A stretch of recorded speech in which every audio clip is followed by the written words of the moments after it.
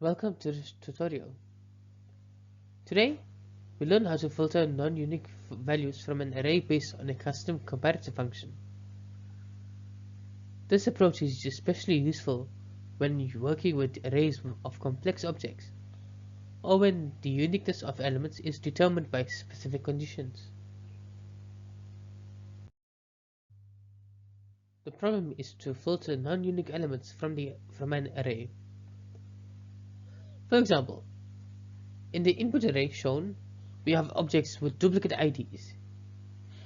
Using a custom comparator, we'll filter out duplicates and retain only the unique objects with ID 2.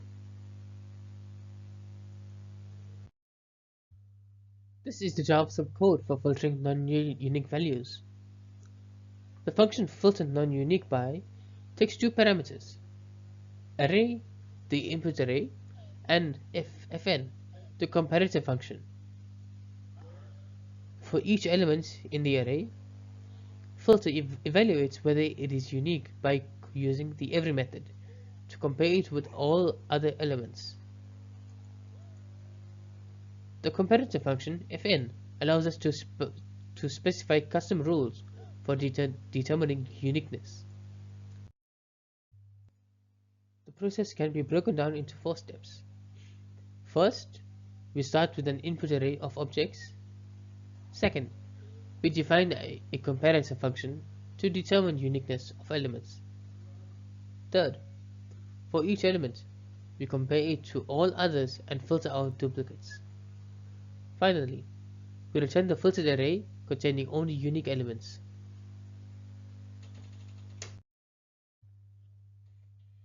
Here's an example.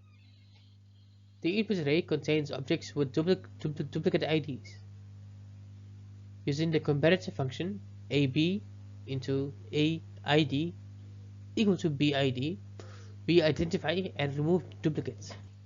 The output is an array with only the unique object. ID is 2, value is C.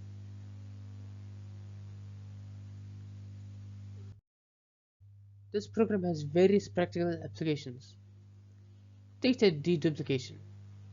It's perfect for removing duplicates in datasets, especially when working with arrays of objects. Custom rules. The comparator function allows for flexibility in defining what makes it an object unique. Data validation. It ensures that a collection contains only unique entries before further processing. In summary, the filter non-unique by function is a powerful tool for filtering arrays. It allows you to define custom rules for determining uniqueness, making it highly versatile for real-world applications. This approach is both efficient and flexible, making it a valuable addition to your JavaScript toolkit. Thank you for watching. If you enjoyed this tutorial, please make sure to like and subscribe for more JavaScript videos. I'll see you in the next one.